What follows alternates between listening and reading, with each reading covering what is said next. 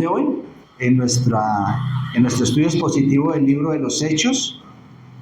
Quiero que me acompañe al capítulo 6 del libro de los Hechos de los Apóstoles. Entonces vamos a continuar con esta serie y vamos hoy a transitar desde el versículo 8 hasta el versículo 15. Hechos capítulo 6, la última vez estudiamos desde el versículo 1 hasta el 7, hoy vamos a estudiar desde el versículo 8 hasta el versículo 15 de este capítulo 6 del libro de los Hechos. Y antes de leer este texto, me gustaría decirles que como introducción que vivimos en un tiempo a nivel de iglesias donde se habla de que hay muchos hombres usados por Dios, que hay grandes ministerios llenos de unción, que hay movimientos donde se habla mucho de la presencia y el poder de Dios manifestado en esos lugares, en ciertas iglesias, sobre todo mega iglesias, lugares donde se aglomeran muchas personas, multitudes.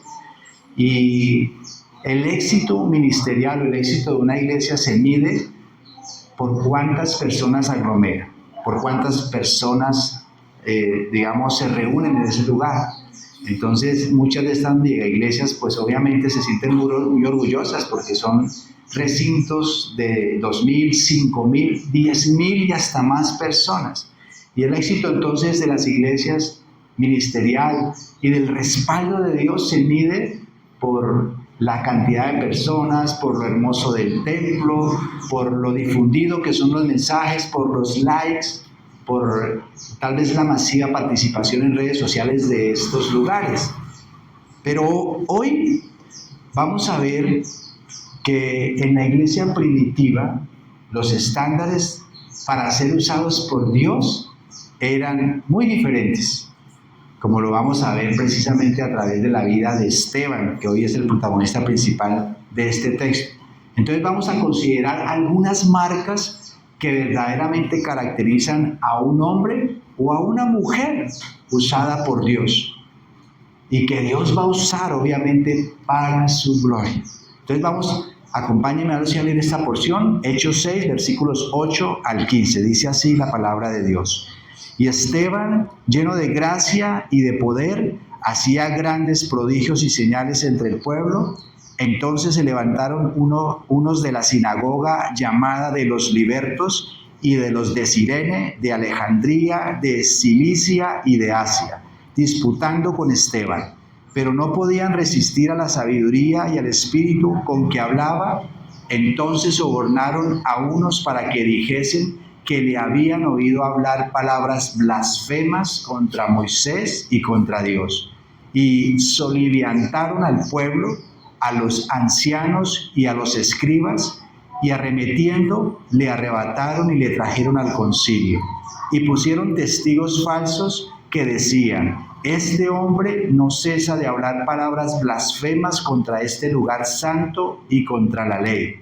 Pues le hemos oído decir que ese Jesús de Nazaret destruirá este lugar y cambiará las costumbres que nos dio Moisés. Entonces, todos los que estaban sentados en el concilio, al fijar los ojos en él, vieron su rostro como el rostro de un ángel. Amén. Entonces, como les decía, he titulado este sermón Las 3 marcas de un hombre usado por Dios. Y de esta porción de la escritura he extraído 3 de ellas. La primera marca, una vida llena de gracia y de poder, versículo 8. La segunda marca, una vida que provoca oposición, versículos 9 al 14. Y la tercera marca, un rostro que refleja la presencia de Dios, versículo 15. Vamos entonces con la primera marca, hermanos. Una vida llena de gracia y de poder. Una vida llena de gracia y de poder. Acompáñenme en una oración antes de empezar.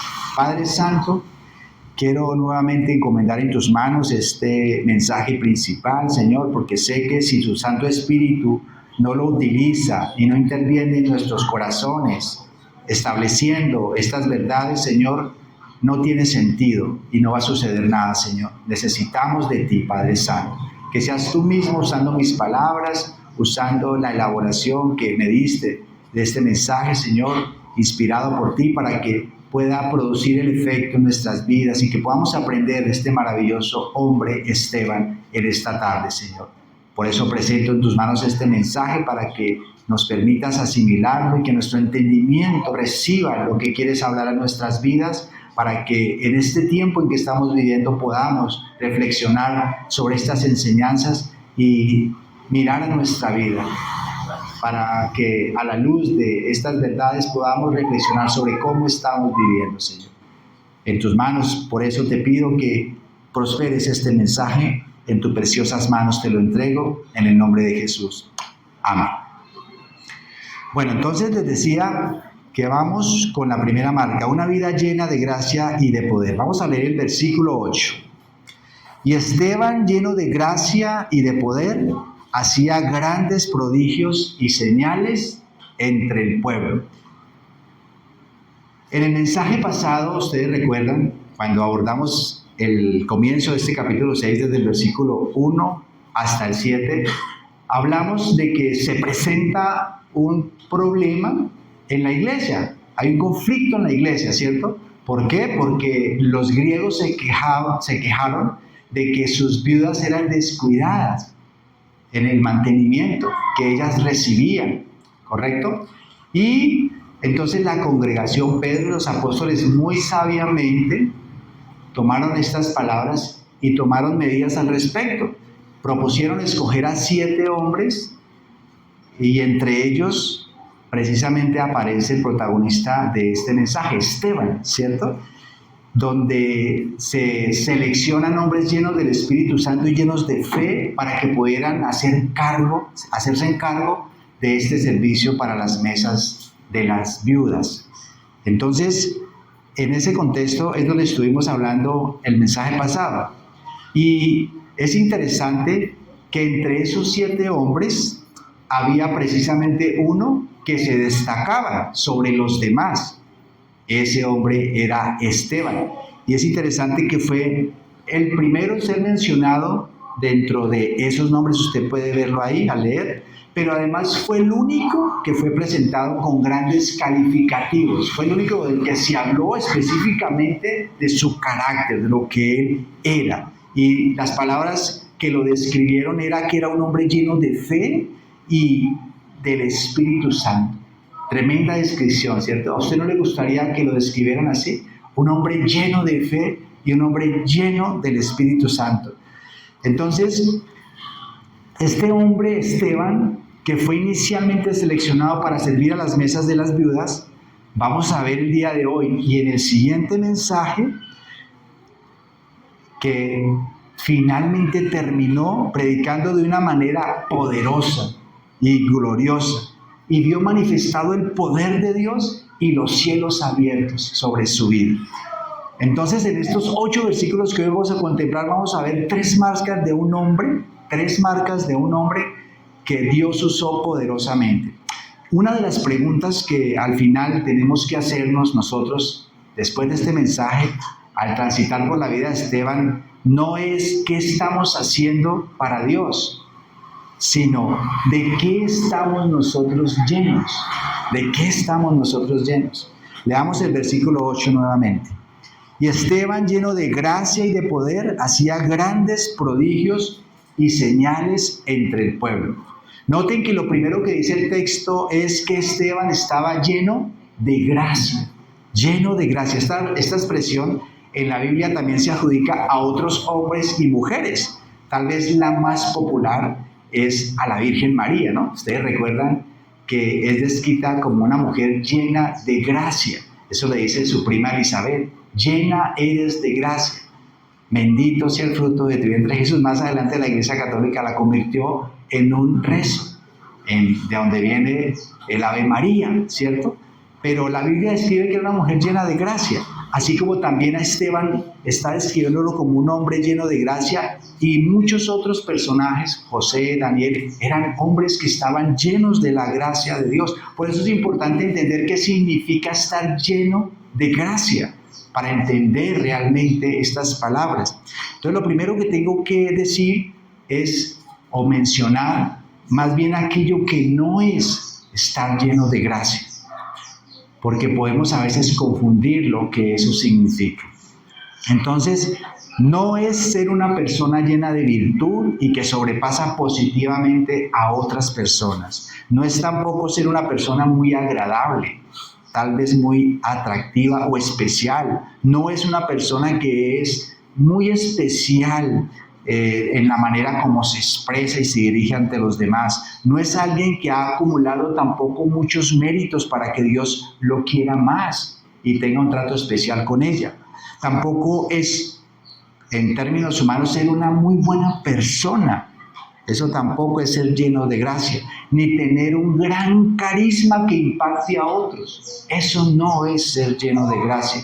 Entonces, ahora sí hablemos de lo que significa ser lleno de gracia a la luz de la Biblia. Y para explicar esto lo voy a hacer desde 3 ángulos. Primero, lleno de gracia salvífica. Lleno de gracia salvífica, que es la que los hijos de Dios todos están llenos de gracia salvífica. En otras palabras, alguien que ha sido justificado.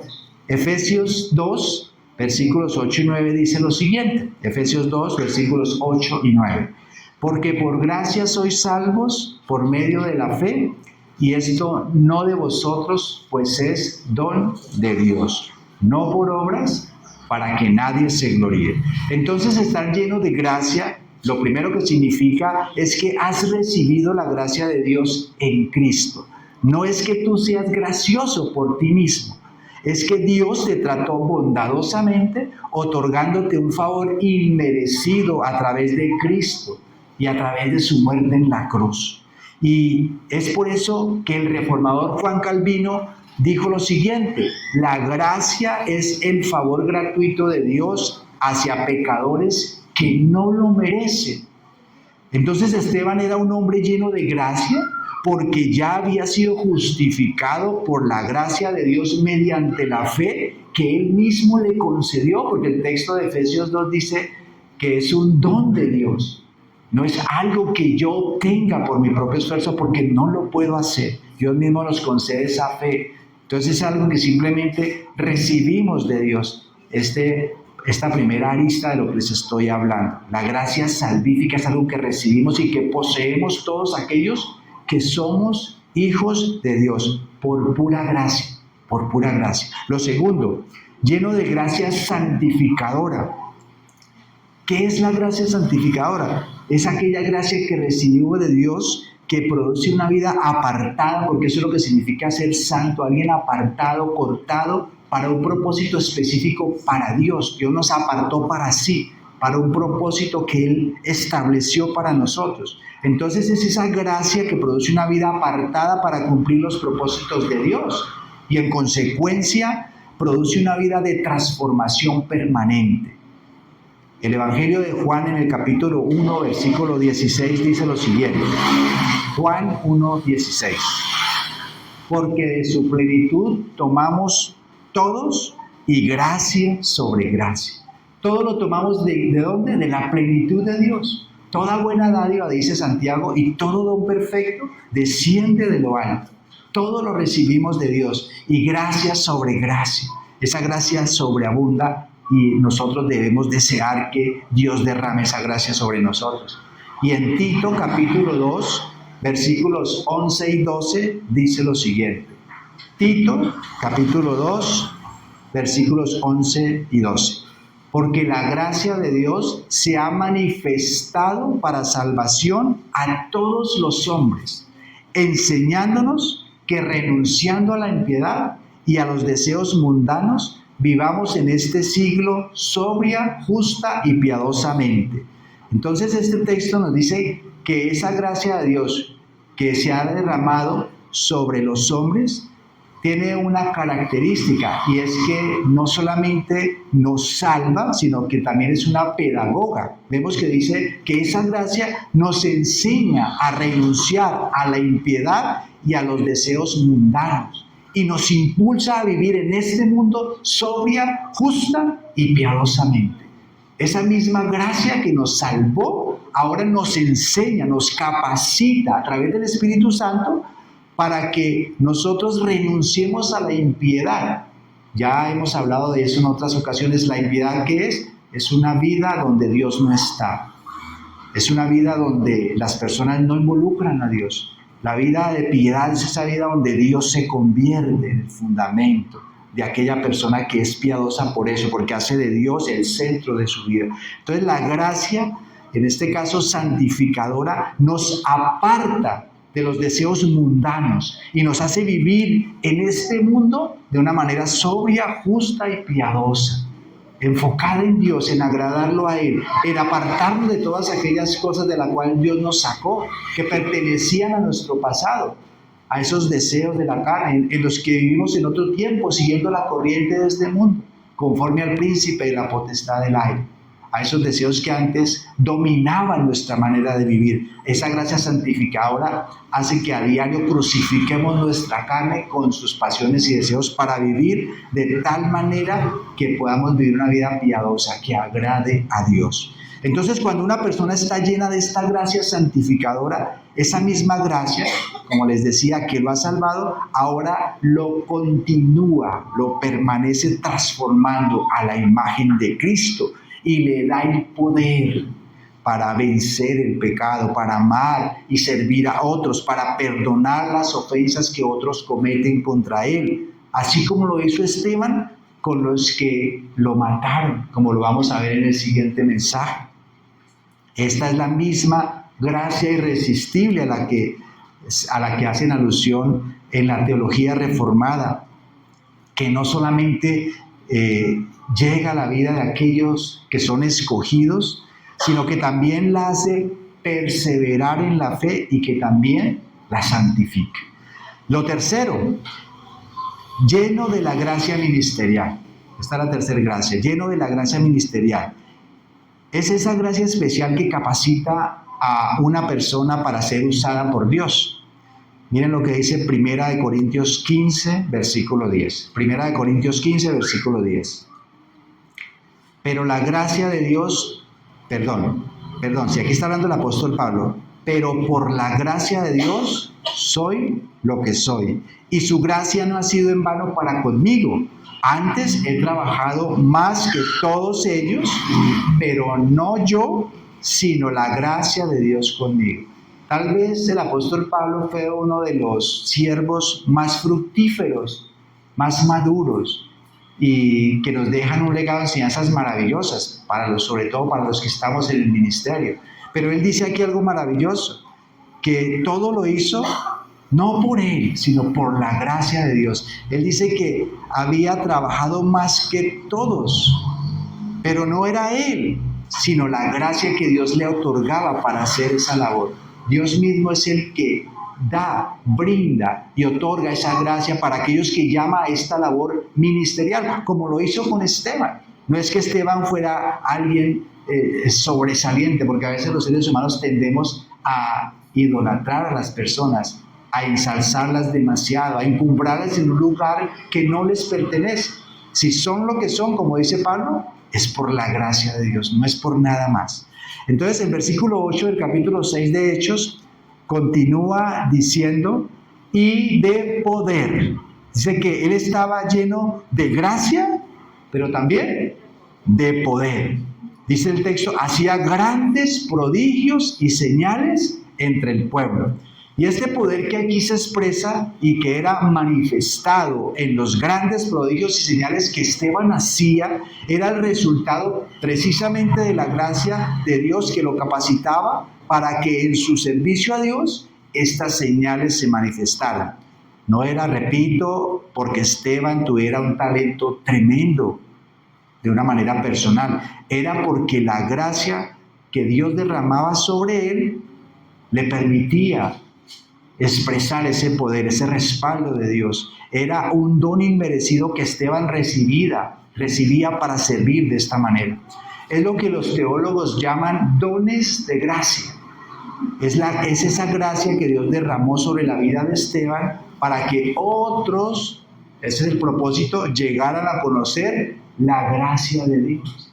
Ese es el propósito al final, para que otros conozcan la gracia de Dios. Cada vez que escuchemos a un hombre que nos bendice, que Dios usa para hablar a nuestra vida, es simplemente un instrumento que Dios está utilizando y ha llenado de gracia para dar a conocer la gracia de Dios, para que esa gracia también esté disponible para nosotros. Entonces, mis queridos hermanos, como una aplicación en este punto, podemos tener a cargo en la iglesia un lugar muy especial, tal vez sirviendo dentro de la iglesia. Podemos incluso tener un título teológico como miembro de la iglesia. Podemos llevar muchos años incluso sirviendo en la iglesia, pero si no hay gracia y poder, solo tenemos religión. Y Dios no busca gente ocupada. Lo que Dios está buscando es hijos suyos que quieran estar llenos de su gracia. Y por esta razón es que el apóstol Pablo, quiero que vaya conmigo a la segunda carta del apóstol Pedro, en la segunda epístola del apóstol Pedro, en el capítulo 3, ya finalizando esta epístola, en el versículo 18, él dice lo siguiente: antes bien, crecer en la gracia y el conocimiento de nuestro Señor y Salvador Jesucristo. Qué maravilloso consejo el que da Pablo después de estar ya finalizando esta carta. Aquí vemos que crecer en la gracia va de la mano con el conocimiento de nuestro Señor y Salvador Jesucristo. No puede obviamente significar hacerse más merecedor de la gracia, porque se supone que la gracia es un don inmerecido. No está diciendo que yo tengo que hacer algo para recibir más gracia de Dios, porque la gracia es un regalo inmerecido que Dios otorga al que Él quiere y como Él quiere. Más bien es conocer y experimentar más la gracia que ya Dios me ha dado. Por eso Pedro hace referencia en esta frase, la une en una sola idea: crecer en la gracia y el conocimiento de nuestro Señor Jesucristo. Para crecer en la gracia, yo tengo que crecer en el conocimiento de nuestro Señor Jesucristo. Esa es la idea. ¿Quieres crecer en la gracia?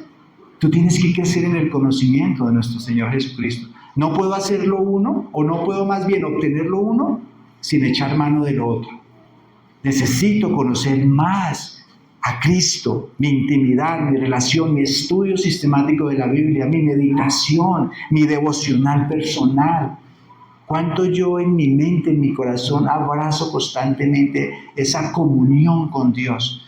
Eso es lo que me va a ayudar a crecer en la gracia. Me gusta mucho como lo ilustra un predicador argentino que se llama Nicolás Tranchini. Hizo una ilustración que me gustó. El sol que sale todos los días está dispuesto para todos, ¿cierto? Todos podemos exponernos a él. Pero ¿por qué razón hay personas más bronceadas que otras? Pues porque hay unas que se exponen más al sol que otros. Es muy sencilla la respuesta. Igual pasa con la gracia. Igual pasa con la gracia. Entonces, ¿quieres lucir más bronceado espiritualmente? Ahí está el secreto. Hermanos, desde el día en que Dios nos salvó, Él derramó abundante gracia sobre cada uno de nosotros. Y esta gracia no va a cambiar en proporción. No es que ahora yo tengo más gracia. No es que ahora Dios va a aumentar esa gracia que ya Él depositó en mí. Pero en la medida en que nosotros conocemos más profundamente esa gracia, más vamos a vivir en ella. Y esto se va a manifestar de muchas maneras en nuestra diaria manera, en nuestra cotidianidad. Por ejemplo, cuando tú cometes un pecado, en vez de justificarte, corres a la cruz, pides perdón, aprendes a ser humilde y a reconocer que eres un pecador redimido por la gracia de Dios, que no eres mejor que nadie. La gracia nos capacita para ser humildes, para reconocer, como decía Pablo, que si somos lo que somos es por la gracia de Dios, que no hay superhéroes en el mundo cristiano, el único superhéroe es Cristo. Cuando otros nos fallan, ¿qué hacemos? Rápidamente vamos y perdonamos, porque sabemos que nosotros también podemos fallar. De hecho, fallamos todos los días y queremos que nos perdonen y por eso perdonamos. Cuando servimos, lo hacemos de corazón, lo hacemos con amor genuino porque queremos agradar a Dios. Hacemos cualquier actividad siempre pensando en que eso le agrade a Dios. No buscamos aplausos. Cuando en el día a día vemos que ya no nos quejamos tanto, cuando la gracia de Dios abunda, ya las personas no se quejan. Al contrario, tienen una actitud de gratitud, valoran lo que tienen, sea mucho o poco, porque dicen, wow, Dios me ha bendecido tanto, yo no necesito realmente más cosas. Más bien necesito descubrir todas las cosas que ya tengo en Cristo. Entonces es entender que esa misma gracia que en proporción me la ha dado, lo que hago es entender lo maravilloso que es. Y eso empieza a, por así decirlo, llenarme más de esa gracia. La misma gracia, pero soy lleno a la medida que entiendo esa gracia. Entonces, cada vez que estás lleno de gracia, pues todo de alguna manera cambia en tu vida. Ya eres menos orgulloso, porque eso es algo que todos llevamos, luchamos contra el orgullo, queremos siempre imponer nuestras ideas, aprendemos más bien a aceptar lo que otros digan, con humildad, aceptar tal vez un reproche, tal vez un reclamo, tal vez una exhortación. Esa es la manera en que se manifiesta esa gracia. Cada vez también esa gracia nos lleva a obedecer la palabra de Dios. Y en la medida que eso sucede, descubres que cada vez más eres más dependiente de Cristo.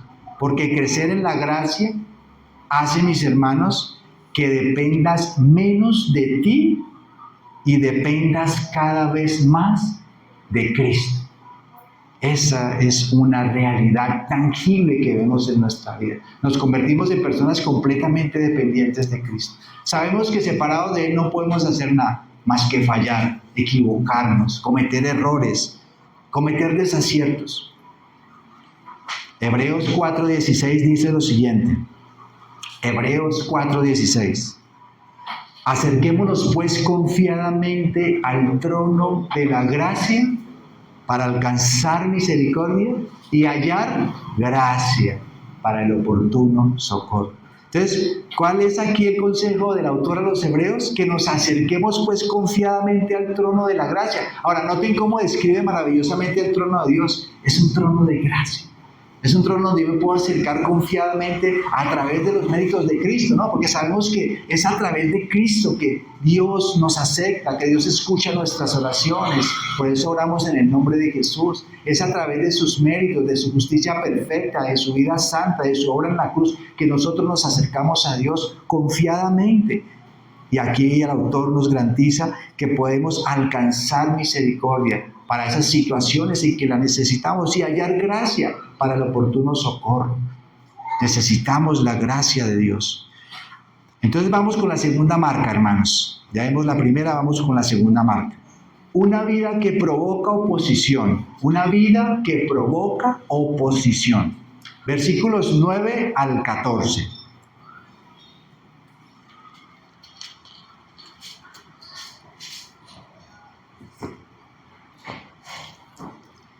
Dice lo siguiente. Entonces se levantaron unos de la sinagoga llamada de los libertos y de los de Cirene, de Alejandría, de Cilicia y de Asia, disputando con Esteban, pero no podían resistir a la sabiduría y al espíritu con que hablaba. Entonces sobornaron a unos para que dijese que le habían oído hablar palabras blasfemas contra Moisés y contra Dios.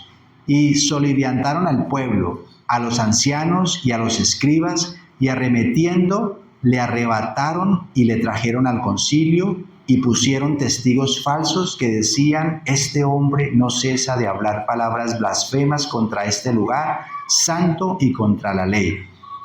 Pues le hemos oído decir que ese Jesús de Nazaret destruirá este lugar y cambiará las costumbres que nos dio Moisés. Amén. Bueno, entonces, dice el versículo 9, entonces se levantaron unos de la sinagoga llamada de los libertos. Muchos comentaristas, como Calvino, entre otros, afirman que lo más seguro, lo más probable, es que Esteban se congregaba y enseñaba en la sinagoga de los libertos. Interesante, ¿no? Pero cuando él se convierte, pues él quiso predicar a Cristo ahí mismo, donde solía antes de ser cristiano estar.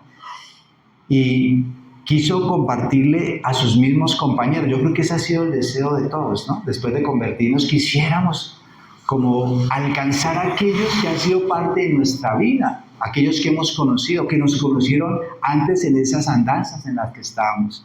Y eso fue lo que sucedió con Esteban. Le quiso predicar a compañeros y por eso fueron los primeros en oponerse. Y por eso fue que vemos aquí una pelea como personal con Esteban, porque eran parte de su propia gente que él conoció en el pasado, antes de convertirse.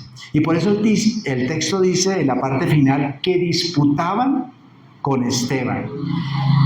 Y hermanos, yo creo que no es un secreto que muchas de las disputas y los conflictos más profundos y más fuertes se presentan con personas muy allegadas a nuestra vida, aún con nuestra propia familia, después de que venimos a los pies de Cristo. Después de que nos convertimos, tenemos conflictos con nuestra propia familia. Por eso Mateo, capítulo 10, versículos 35 y 36 dice lo siguiente. Mateo 10, versículos 35 y 36. Aquí es Cristo el que habla, y él dice lo siguiente: porque he venido para poner en disensión al hombre contra su padre, a la hija contra su madre, a la nuera contra su suegra. Ese es como el más común, ¿no? Y los enemigos del hombre serán los de su casa. Ese es el resultado de venirnos a Cristo. Los enemigos del hombre serán los de su casa. La misma familia nuestra muchas veces se opone más. Y es muy triste a veces para nosotros saber que tenemos una relación tan bonita con los hermanos en la fe y qué contraste con la relación que a veces experimentamos con nuestros propios seres amados. Simplemente a veces no sabemos ni qué decir ni cómo relacionarnos con ellos. No hay nada, porque su rechazo es tan marcado por Dios que simplemente nos dejan sin palabras. En el mejor de los casos, a veces es tenaz la relación que se vive con estos incrédulos de nuestra familia. Versículo 10. Dice el versículo 10. Pero no podían resistir a la sabiduría y al espíritu con que hablaba. Entonces aquí vemos que estos hombres no podían resistir la sabiduría y el espíritu con que hablaba Esteban. La fuente del ataque no fue por lo que hizo mal Esteban, fue por lo que hacía bien. Esteban era tan vehemente en sus palabras que estaba lleno de sabiduría en el poder del Espíritu Santo. Y simplemente ellos no podían soportar, no podían resistir esa claridad y el poder manifestado en la vida de Esteban. Y eso es algo que vemos en la Biblia sucedió con muchas otras personas. En Lucas, en el Evangelio de Lucas, en el capítulo 21, versículo 15, leemos lo siguiente, Lucas 21, versículo 15. Porque yo os daré palabra y sabiduría, la cual no podrán resistir ni contradecir todos los que se opongan. Aquí está Jesús dándonos una promesa, que en esos momentos como el que Esteban estaba enfrentando, Él nos dará palabra y sabiduría, la cual no podrán resistir ni contradecir todos los que se opongan. Es decir, los que nos escuchan se quedarán sin palabras, no podrán tener argumentos sólidos, claros, realmente para debatir lo que nosotros les estamos diciendo. Pase ahí mismo al versículo 17 de Lucas 21, versículo 17.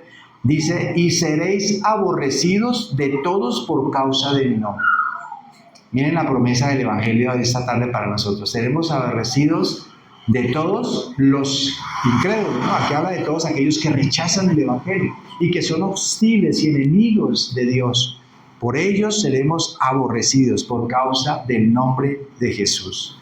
Pero bueno, la Escritura dice que bienaventurados somos cuando por su causa os vituperen y os persigan y digan toda clase de mal contra nosotros, mintiendo como está sucediendo con Esteban.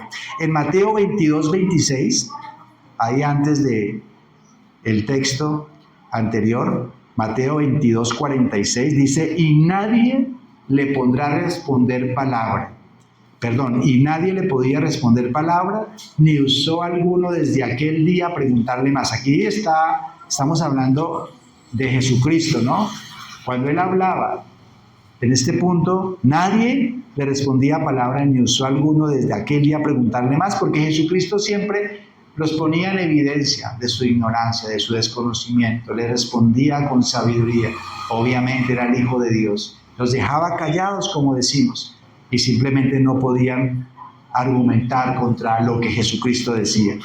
Versículo 11, entonces sobornaron a unos para que dijesen que le habían oído hablar palabras blasfemas contra Moisés y contra Dios. Entonces vemos que como no podían responder con argumentos sólidos, decidieron recurrir a la mentira y atacar a Esteban con falsos testimonios.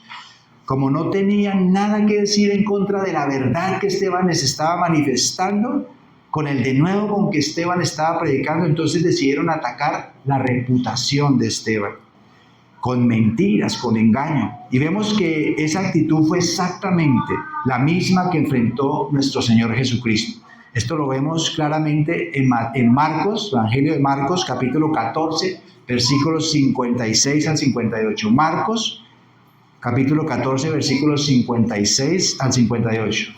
Dice este texto, porque muchos decían falso testimonio contra él, mas sus testimonios no concordaban. Entonces, levantándose, dieron falso testimonio contra él, diciendo, nosotros le hemos oído decir, yo derribaré este templo hecho a mano y en 3 días edificaré otro hecho sin mano. Esto es previo a la crucifixión de nuestro Señor Jesucristo, que lo sabemos, él fue obviamente enjuiciado de una manera mentirosa, de una manera totalmente infame, a través de falsas acusaciones de muchos que necesitaron venderse para este cometido.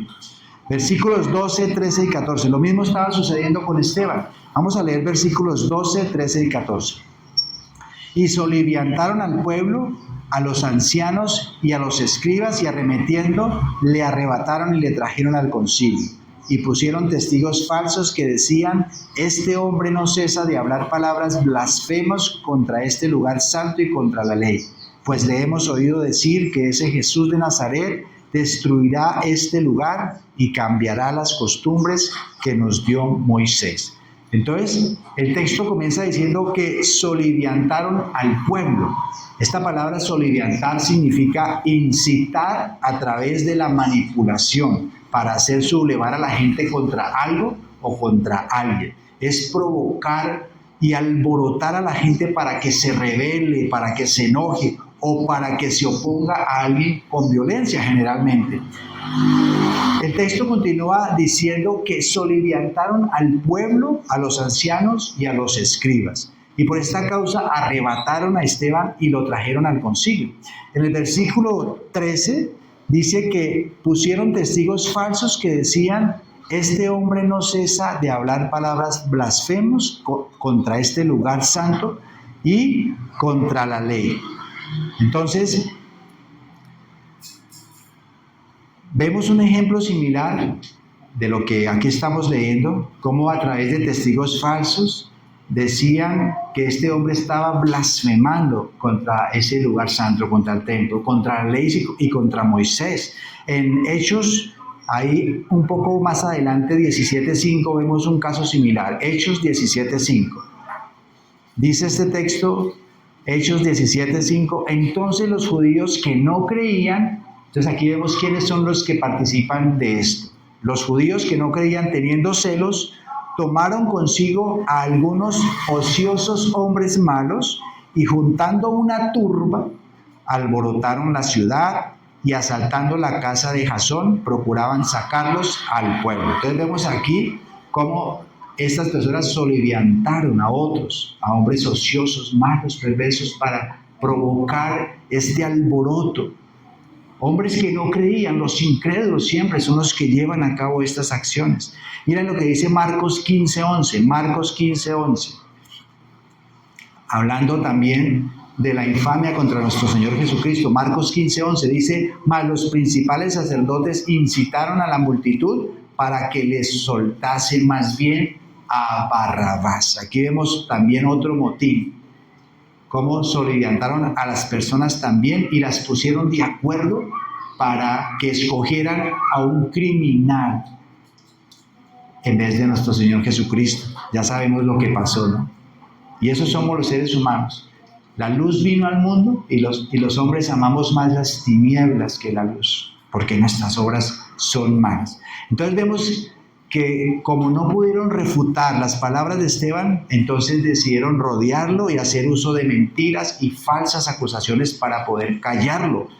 Hermano, por cierto, si tú estás predicando la verdad, no te extrañes que se levante tu propia familia, como ya lo vimos, o inclusive el liderazgo de la misma iglesia, y hasta aquellos que conocen la Biblia contra ti.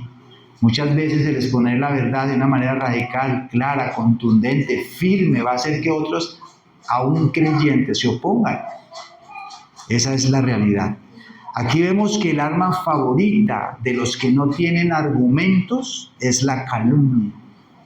Como no pudieron resistir la sabiduría de Esteban, tuvieron que inventar falsas acusaciones que sonaran espirituales, porque esas fueron las acusaciones, sonaban muy espirituales. Ellos tenían celo por el templo, ellos tenían celo contra la ley y Moisés. Y Esteban estaba blasfemando estas tres cosas.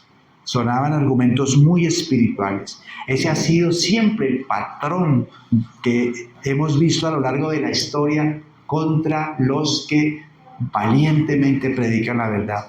A Jesús le dijeron que tenía demonio en Juan 8:48. A Pablo, que enseñaba contra el pueblo en Hechos 21:48. Así que, mi querido hermano, si te calumnian por predicar a Cristo, alégrate. Como ya lo vimos en Mateo 5:11, eres bienaventurado cuando por causa de la verdad, cuando por causa de predicar a Cristo y ser firme y fiel al mensaje, los demás te calumnien, los demás quieran irse contra ti. Y esa actitud de estos hombres religiosos es la misma actitud que vemos hoy en día. Cuando uno habla con una persona religiosa, esas que están inmersas en religiones y que a ciegas siguen a un líder, porque son celosos no de la verdad, no de Cristo, sino de lo que enseñan en ese lugar, de lo que enseña ese líder. Son fieles más a ese líder y a una congregación, a un rótulo, que a Dios y al Evangelio y a la verdad que está en las Escrituras. Y vemos que mucha gente defiende más, como en el caso de los católicos, la tradición, lo que siempre han estado acostumbrados a hacer, que al mismo Jesús. Les hablas de Jesús, les hablas de la Biblia y no la rechazan. Es increíble. Pero defienden su tradición, defienden lo que siempre han creído. Cuando predicas que Cristo es suficiente, te van a acusar de cambiar las cosas, de querer darle vuelco a todo lo que ellos han abrazado. Y ¿saben una cosa? Cuando te acusen de eso, eso es verdad, porque Cristo vino a cambiarlo todo, hermanos. Cristo nos saca de esos conceptos erróneos, donde éramos celosos de hombres, de denominaciones, de conceptos, y no de Cristo, y no de la verdad del Evangelio. Vamos a la tercera marca, Un rostro que refleja la presencia de Dios, versículo 15. Dice el versículo 15: entonces todos los que estaban sentados en el concilio, al fijar los ojos en él, vieron su rostro como el rostro de un ángel. El texto dice que todos los que estaban sentados en el concilio, cuando miran a Esteban de una manera detenida, vieron que su rostro era como el rostro de un ángel. Pero ¿qué significa que vieron su rostro como el rostro de un ángel? En su comentario de este texto, Juan Calvino dice lo siguiente: el rostro de Esteban, como el de un ángel, no se refiere a un cambio físico natural, sino a una gran majestad y valentía celestial. Esteban, en lugar de mostrar la palidez, el tartamudeo o el terror típico de un acusado aterrorizado ante un tribunal humano, refleja una serenidad y una presencia divina que desconcertaba a sus propios jueces. Calvino continúa diciendo: la ausencia de miedo que manifestaba Esteban contrastaba profundamente con la de cualquier persona que está en un juicio. Usualmente esta persona muestra pánico o debilidad, pero Esteban se mantuvo firme y sin rastro de temor terrenal. Cuando el texto menciona que su rostro era como el de un ángel, esto nos habla de que Esteban tenía una majestad celestial. El brillo o apariencia angelical representa la presencia y aprobación del Espíritu Santo operando de manera visible en su actitud, dando testimonio de la verdad con firmeza. Y esta gracia que Dios le concedió a Esteban servía para sellar la autoridad del mensaje divino que estaba a punto de proclamar en su defensa. Ahí cierro el comentario de Juan Calvino. Entonces, vemos de alguna manera representado esto en un texto del Antiguo Testamento que nosotros conocemos. Vaya conmigo al Antiguo Testamento, al segundo libro, Éxodo, y busquen el capítulo 34. Vamos a leer el versículo 28. Éxodo, capítulo 34, versículo 28. Dice lo siguiente: y él estuvo allí con Jehová, está hablando de Moisés, 40 días y 40 noches. No comió pan ni bebió agua, y escribió en tablas las palabras del pacto, los 10 mandamientos. Versículo 29. Y aconteció que descendió Moisés del monte Sinaí con las 2 tablas del testimonio en su mano al descender del monte. Al descender del monte, no sabía Moisés que la piel de su rostro resplandecía después que hubo hablado con Dios. Hermanos, este pasaje de Éxodo nos brinda una gran enseñanza para nosotros en la actualidad. Esto que acabamos de leer. El que pasa tiempo con Dios se le nota. Y esto no es misticismo, porque nosotros los cristianos bíblicos no somos místicos. Es simplemente una realidad, hermanos. Noten que el texto dice que Moisés no sabía que la piel de su rostro resplandecía. Es decir, no se daba cuenta del efecto que había producido en su vida el estar en la presencia de Dios. Pero a diferencia de Moisés, todos los demás se dieron cuenta de eso. Esto significa que si pasas tiempo con Dios, la gente va a notar algo diferente en tu rostro. Y tal vez no sea un resplandor de luz, como el que sucedía con Moisés. Eso no va a pasar, hermanos. No esperen que eso suceda en su vida. Pero sí van a notar, como notamos en Esteban y en el comentario de Calvino, paz en tu vida. Van a darse cuenta del gozo que hay en tu corazón, a pesar de que conocen situaciones que estás atravesando. Van a notar la diferencia que tienes en tu forma de hablar y de asumir diferentes asuntos. Van a observar que la forma en que reaccionas ante diferentes circunstancias difíciles que están enfrentando es verdaderamente destacada, diferente, a veces desconcertante. Y ¿saben una cosa, mis hermanos? Tal vez este mundo no necesita más cristianos que discutan con argumentos. Tal vez lo que este mundo necesita es ver cristianos que irradien un rostro diferente. que tengan actitudes cristianos, que tengan actitudes diferentes, reacciones diferentes, maneras de vivir diferentes. Porque un rostro en paz, hermanos, en medio de las situaciones que vive, predica más fuerte que 1000 sermones. Queridos hermanos que me escuchan, en tu casa, en tu trabajo, en tu familia, ¿qué están viendo las personas alrededor tuyo? ¿Qué están viendo las personas alrededor tuyo? ¿Qué están viendo en tu rostro? ¿Están viendo el rostro de alguien lleno del Espíritu Santo? ¿O están viendo el rostro de alguien lleno de afán, lleno de ansiedad, lleno de estrés, lleno de desesperación? Vemos en el comienzo de este capítulo 6 que los apóstoles buscaron hombres llenos del Espíritu Santo, ¿cierto? Y entre esos estaba Esteban. Y lo hicieron para una labor sencilla: servir a las mesas. Cualquiera diría que para servir a las mesas no se necesita estar lleno del Espíritu Santo y de fe. Pero hermanos, aún para las cosas sencillas necesitamos de buscar el rostro de Dios. Y mire, Dios está buscando hombres y mujeres llenos del Espíritu para transformar comunidades, ciudades, entornos. Esos entornos en los cuales Dios nos ha puesto. Qué bueno sería, hermanos, que cuando la gente nos mirara, no viera nuestro estrés. Porque a veces eso es lo que transmitimos: ansiedad, preocupación, desespero, como hijos de Dios. Sino qué bueno sería que más bien ellos pudieran ver el rostro de alguien que ha estado con Jesús, en la intimidad con su Señor.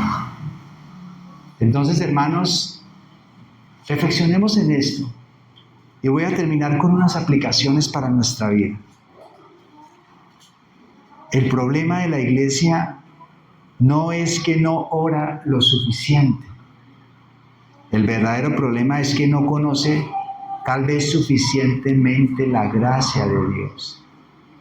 Necesitamos conocer, redescubrir, por así decirlo, la gracia que ya nos ha sido dada y que va a brillar más en nosotros, en nuestro entendimiento, en la manera que conozcamos más a Dios en su santa palabra.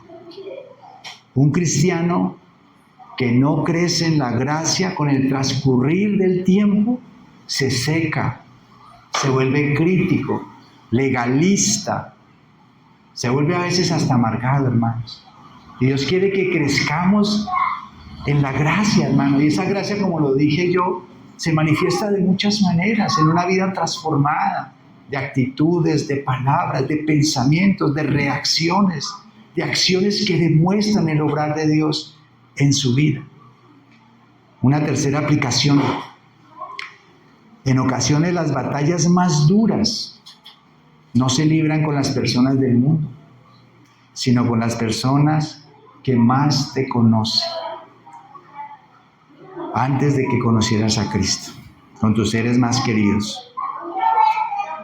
Otra aplicación: si mantienes con firmeza las convicciones cristianas y predicas la verdad del Evangelio, no te debes sorprender si muchos se vuelven contra ti, inclusive con una actitud agresiva.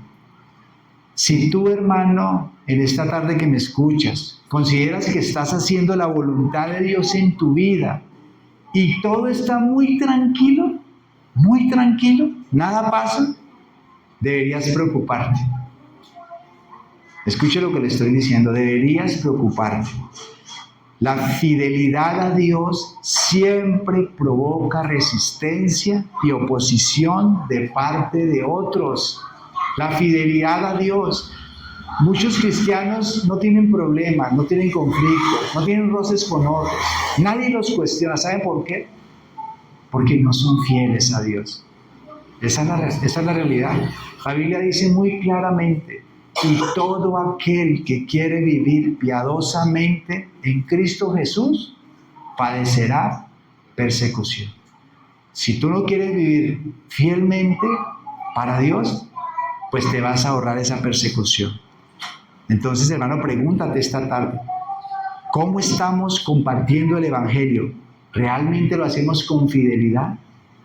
Recuerden que es necesario obedecer a Dios antes que a los hombres. Sexta aplicación: si eres un hombre o una mujer de Dios, en ocasiones te van a soliviantar, te van a calumniar y te van a acusar de ser blasfemo. Así que si te está pasando lo que le sucedió a Esteban y lo que le pasó a nuestro Señor Jesucristo, significa que vas por buen camino. Significa que vas por buen camino. Otra cosa, queridos hermanos, el problema no es que el mundo esté muy oscuro. El problema es que nosotros como iglesia tal vez no estamos reflejando la luz de Cristo. Y tal vez eso sucede porque llevamos mucho tiempo sin subir al monte de Dios. Y tal vez por eso nuestra vida no resplandece como debiera. Tal vez por eso la gente al vernos no dice, este hombre o esta mujer realmente tiene la presencia de Dios en su vida.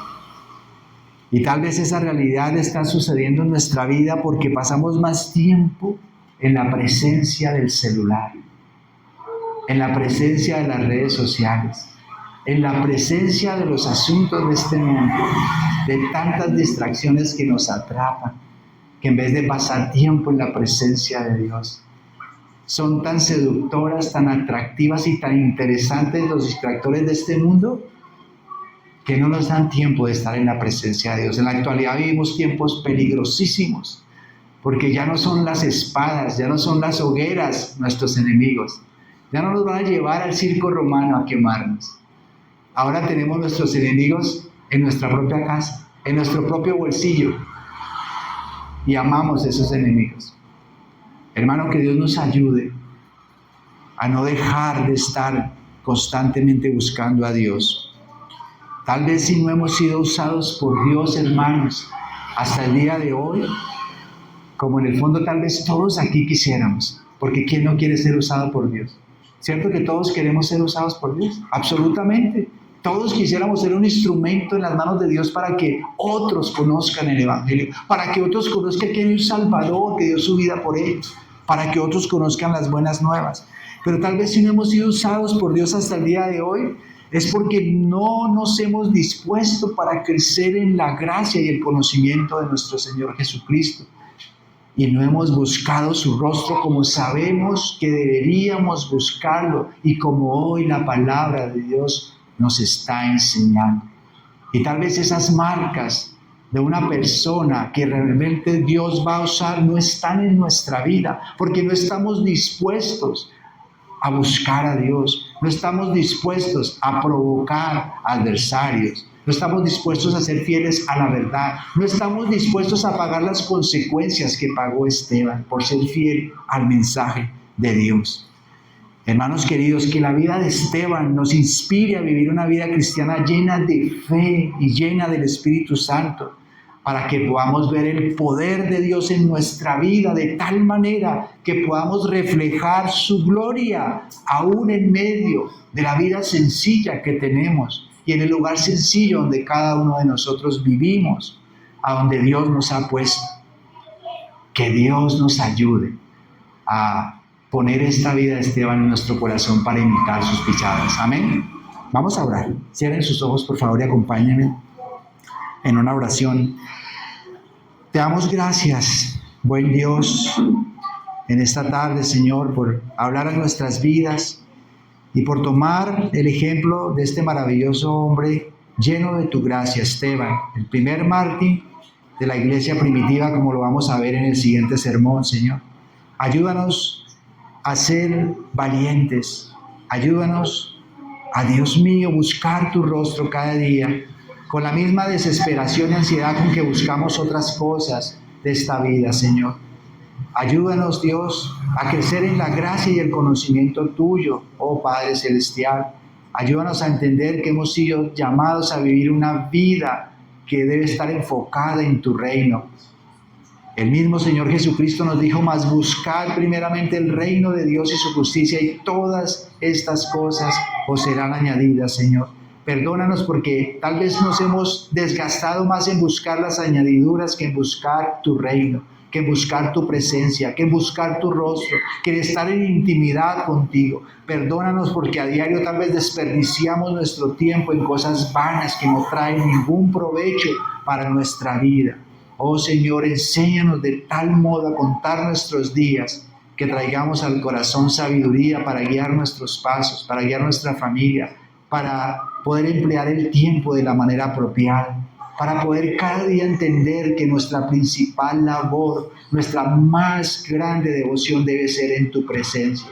Tú debes ser preeminente en nosotros, Señor. Ayúdanos a nunca desviarnos de esta realidad, para que desde ahora podamos vivir, Dios mío, con los cielos abiertos como los vio Esteban, llenos de tu poder, respaldando nuestras vidas, llenándonos de tu gracia y de tu Santo Espíritu, Señor.